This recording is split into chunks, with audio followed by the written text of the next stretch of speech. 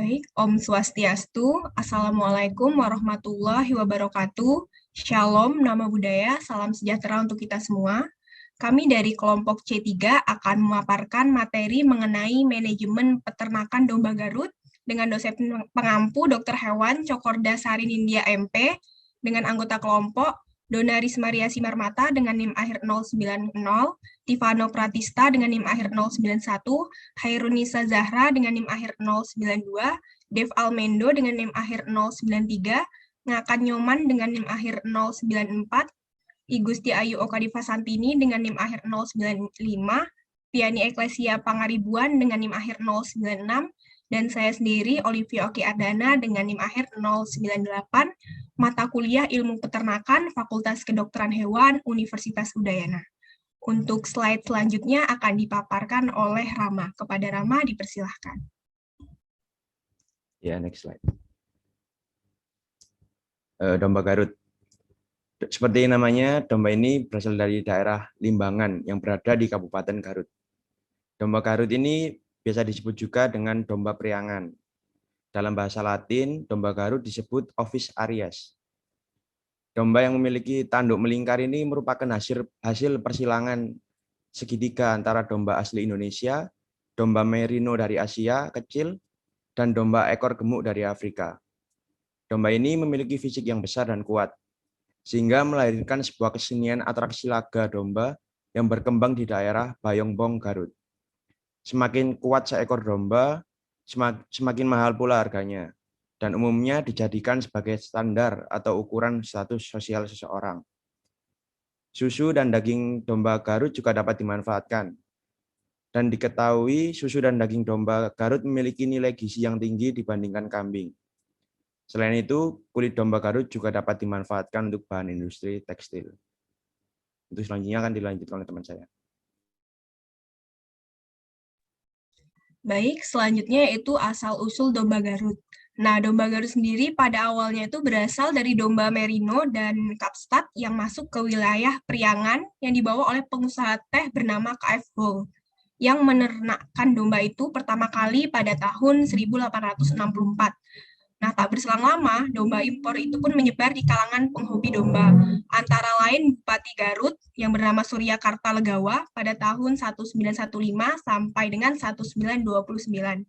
Adapun domba lokal yang disilangkan dengan domba impor itu berasal dari Kampung Cibulu, Desa Sukawargi, Kecamatan Cisurupan, Kabupaten Garut. Untuk slide selanjutnya akan dijelaskan oleh rekan saya.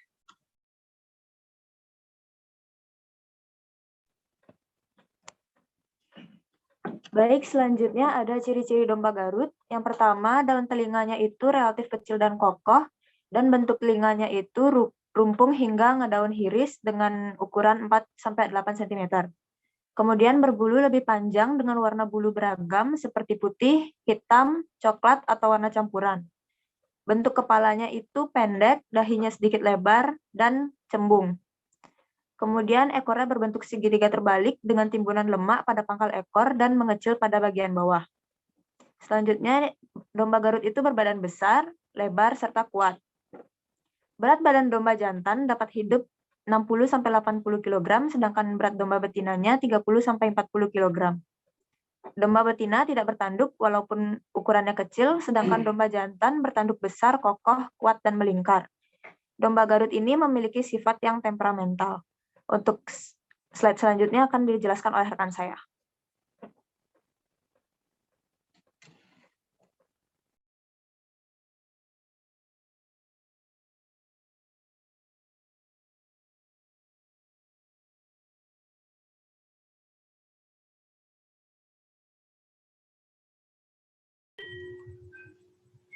Baik, selanjutnya ada keunggulan domba Garut.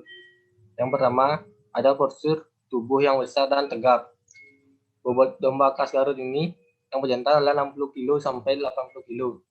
Yang kedua, ada tanduknya. Beraneka ragam dan dapat dibentuk sesuai selera pemiliknya. Tanduk domba Garut biasanya melingkar, menyerupai spiral yang bisa kita temukan pada kambing jantan. Yang ketiga, beranak lebih dari 2 ekor dalam satu siklus kelahiran. Yang keempat, ada dagingnya pun memiliki nilai gizi cukup baik dibandingkan dengan kambing. Berikutnya ada memiliki kulit dengan kualitas terbaik. Dan yang terakhir ada kotorannya dapat dimanfaatkan sebagai pupuk organik. Adapun kelemahan dari domba Garut adalah yang pertama ada kerangka tubuh yang kecil sehingga bobot anakannya pun juga kecil. Yang kedua ada produksi susu kecil. Yang ketiga ada harga domba Garut yang nyaris sejajar dengan harga domba sayur, yaitu berkisar 3 juta sampai 5 juta jika kurang perawatannya. Baik, next.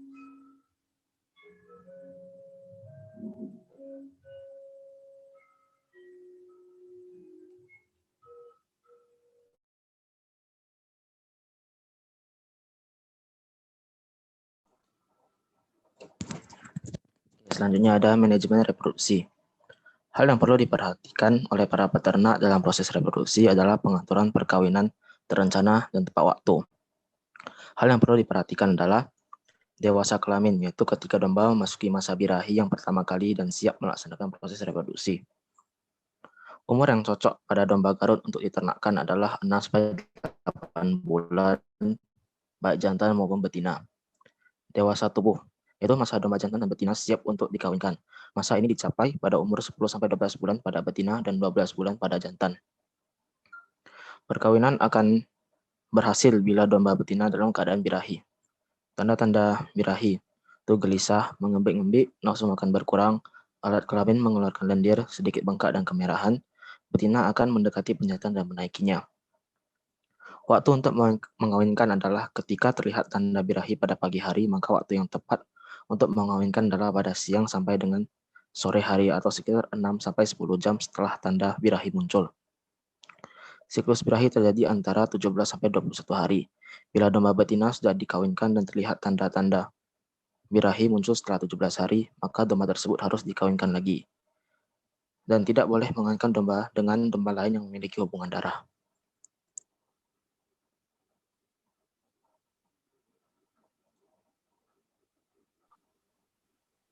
Baik, selanjutnya mengenai manajemen pemeliharaan kesehatan. Jadi ketika domba Garut sudah memasuki usia dewasa, perawatan yang dilakukan harus lebih intens.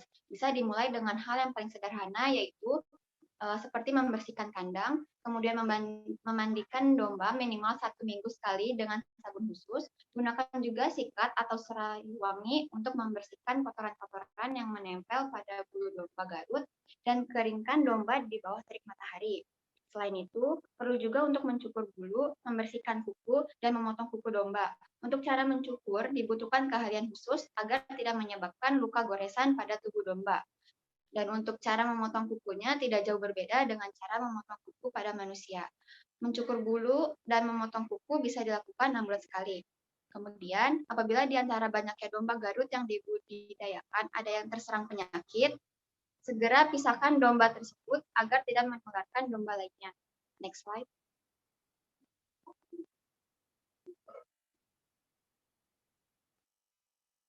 Baik, domba yang sakit biasanya akan menunjukkan ciri-ciri, di antaranya domba tidak nafsu makan, lesu, terbaring atau berdiri terpisah dari kelompoknya, tidak mau memandang, terlihat resah atau gemetar, bereaksi dengan hebat dan bersuara. Lalu nafasnya terburu-buru, cepat, atau terlihat tidak teratur. Kemudian domba tidak berjalan atau berjalannya dengan pincang. Kemudian menggerakkan kepala secara tidak normal, seperti ke satu sisi atau ke atas, atau juga kepala yang terkulai, dan suka berjalan di tempat. Kemudian domba terlihat kurus dan terlihat penonjolan tulang rusuk, tulang punggung, tulang pinggul, atau tulang lainnya. Dan legok lapar juga terlihat jelas. Ada kotoran atau eksudat berair, bernanah, atau berdarah dari mata, hidung, atau mulut. Ada pembengkakan dan rasa nyeri pada domba. Lalu matanya buram, terlihat merah atau biru.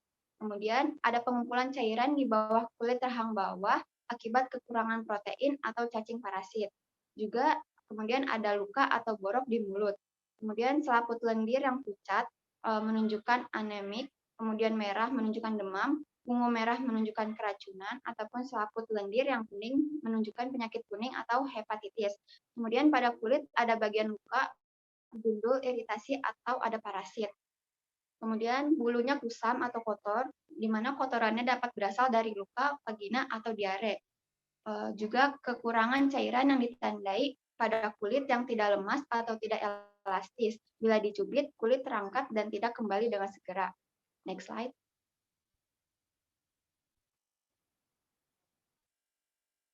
Ada pencegahan yang dapat dilakukan, yaitu adanya pakan yang tersedia dalam jumlah dan kualitas yang cukup.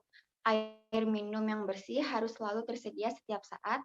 Kemudian, ciptakan kondisi lingkungan yang meningkatkan nafsu makan seperti tempat pakan selalu dibersihkan minimal 2 kali sehari, pagi dan sore. Kemudian tidak boleh ada pakan sisa hari kemarin, karena bau dari pakan membusuk akan menurunkan nafsu makan domba. Kemudian, perhatikan siklus hidup cacing parasit. Biasanya pada pucuk rumput yang berembun mungkin terdapat larva atau anak cacing parasit. Jika hari panas, maka larva akan turun dari pucuk rumput ke permukaan tanah. Jadi disarankan menyambut rumput pada pagi hari setelah embun menghilang. Kemudian air yang digunakan sebagai air minum harus berasal dari sumber air yang bersih seperti sumur. Air yang berasal dari sungai, sawah atau sumber air yang terbuka beresiko mengandung larva atau Vista cercaria dan cacing hati atau cacing hati Fasciola sp yang dapat menyebabkan serangan penyakit hati pada ternak. Kemudian, domba yang terserang penyakit dapat segera diobati dan dipisahkan dari ternak yang sehat. Lakukan pencegahan dengan menyuntikkan vaksinasi pada domba-domba yang sehat. Pemberian vaksinasi dapat dilakukan setiap 6 bulan sekali. Vaksinasi dapat dilakukan dengan menyuntikkan obat ke dalam tubuh domba. Selanjutnya akan dilanjutkan oleh rekan saya. Selanjutnya ada manajemen kandang. Yang pertama, kandang harus dibuat kuat sehingga dapat dipakai dalam waktu yang lama. Yang kedua, bahan dapat menggunakan bahan yang mudah diperoleh seperti kayu dan bambu. Yang ketiga, ukuran disesuaikan dengan jumlah ternak. Yang keempat, kandang harus mudah dibersihkan, memperoleh sinar matahari pagi, memiliki ventilasi yang cukup dan terletak lebih tinggi dari lingkungan sekitarnya untuk menghindarkan dari resiko banjir. Lalu, atap kandang diusahakan dari bahan yang ringan dan memiliki daya serap panas yang relatif kecil. Misalnya, atap rumbia atau genting tanah. Kemudian, jangan lupa untuk membuat lubang penampungan kotoran di bagian bawah kandang dengan kedalaman 40 cm. Lalu, buat juga saluran pembuangan air di sekitar kandang agar tidak becek. Nah, kandang sendiri juga dapat dibagi menjadi beberapa bagian yang disesuaikan dengan fungsi dari masing-masing bagian kandang. Beberapa bagian kandang yang dapat diterapkan dalam pembuatan kandang diantaranya yang pertama, kandang induk atau utama, dan sebagai tempat domba digemukan. Untuk kandang ini, satu ekor domba membutuhkan luas kandang 1 kali 1 meter. Yang kedua, kandang induk dan anaknya, atau sebagai tempat induk yang sedang menyusui anaknya selama 3 bulan.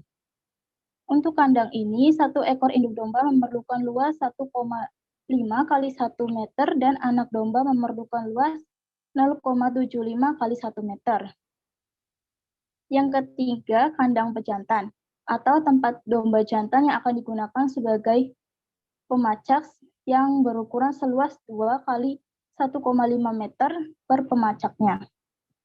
Nah, yang di samping kiri ini contoh dari kandang domba Garut. Next slide.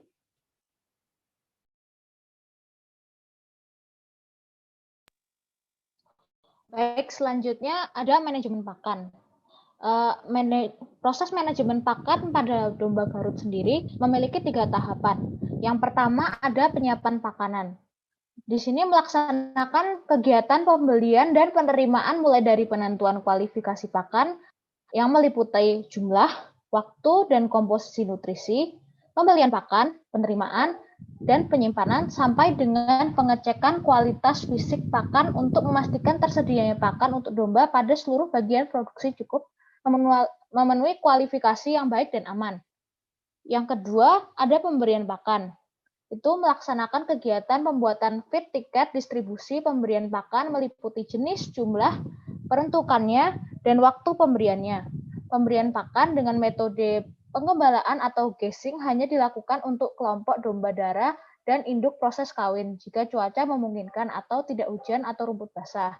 Untuk memastikan kecukupan gizi dan pakan untuk ternak domba sesuai dengan tujuan pemeliharaannya. Yang ketiga, ada evaluasi pakan, yaitu untuk melaksanakan kegiatan pembersihan pakan, penimbangan sisa pakan, pemeriksaan penambahan bobot badan, dan pemeriksaan kualitas karkas untuk memberikan saran sebagai tindakan perbaikan dalam pemberian pakan dalam memenuhi target indikator produksi meliputi peningkatan ADG dan kualitas karkas. Baik, selanjutnya. Baik, di sini ada jenis pakan ternak. Pakan ternak domba Garut terbagi menjadi 3 bagian. Yang pertama ada hijauan, yang kedua ada konsentrat, yang ketiga ada pakan komplit. Hijauan sendiri merupakan pakan utama yang berfungsi sebagai sumber gizi. Menurut Murtijo pada tahun 1993, hijauan pakan merupakan pakan utama bagi ternak ruminansia dan berfungsi sebagai sumber gizi, yaitu protein, sumber tenaga, vitamin, dan mineral. Fungsi pakan hijauan bagi ternak ruminansia yaitu sebagai faktor penggeletak rumen atau perut berfungsi normal. Jika pakan hijauan kurang menyebabkan terjadinya asidosis atau pH rumen rendah. Hijauan juga berfungsi sebagai sumber serat bagi ternak pada domba dan kambing pembibitan hijauan yang diberikan umumnya minimal 50% dari total bahan kering ransum atau sekitar 1,5% dari bobot hidup ternak. Selain itu, hijauan segar juga sebagai sumber vitamin A, D, dan E. Konsentrat adalah bahan pakan yang digunakan bersama bahan pakan lain, terutama hijauan untuk meningkatkan keserasian gizi keseluruhan pakan yang diberikan kepada ternak dan dimaksudkan untuk disatukan atau dicampur sebagai suplemen atau bahan pelengkap. Yang selanjutnya ada pakan komplit, yaitu merupakan campuran dari hijauan dan konsentrat. Baik, slide selanjutnya. Berikut ini adalah tabel perbandingan konsentrasi rumput dan hijauan kacang-kacangan ternak domba pada berbagai fase fisiologis ternak domba. Konsentrasi ini perlu diperhatikan agar tidak menyebabkan kekurangan atau kelebihan gizi. Baik, di sini ada status ternak ketika sedang tumbuh. Perbandingan pakan rumput dan hijauan kacang-kacangannya adalah 3:2 atau 60% banding 40%. Untuk betina dewasa, perbandingan pakannya yaitu 3:1 atau 75% dan hijauan kacangannya 25%. Untuk betina bunting sama dengan hewan yang sedang tumbuh. Untuk betina menyusui, perbandingan rumput dan hijauan kacang-kacangannya itu 1:1 atau 50:50. Untuk pejantan sendiri, perbandingan pakannya 75:25 atau 3:1. Baik, slide selanjutnya. Untuk pemberian minuman, di sini ketersediaan air minum pada pemeliharaan domba merupakan hal yang mutlak harus dipenuhi, khususnya dalam proses penggemukan yang banyak menggunakan pakan konsentrat, di mana kandungan kadar airnya sangat terbatas. Air pada proses produksi berperan dalam menjaga keseimbangan suhu tubuh pada domba. Saat kondisi lingkungan panas, domba akan banyak membutuhkan air dalam tubuhnya. Begitu juga sebaliknya. Selain itu, air juga membantu penyerapan zat makanan, pembentukan proses transportasi zat makanan dalam tubuh, dan ekskresi sisa metabolit keluar tubuh. Baik, selanjutnya akan saya kembalikan kepada moderator. Dipersilakan. Baik, sekian pemaparan mengenai materi manajemen peternakan domba Garut. Mohon maaf jika terdapat kesalahan dalam penyampaian materi. Saya tutup dengan Paramasanti, Om Santi Santi Santi Om. Wassalamualaikum warahmatullahi wabarakatuh. Shalom, namo buddhaya, salam sejahtera untuk kita semua.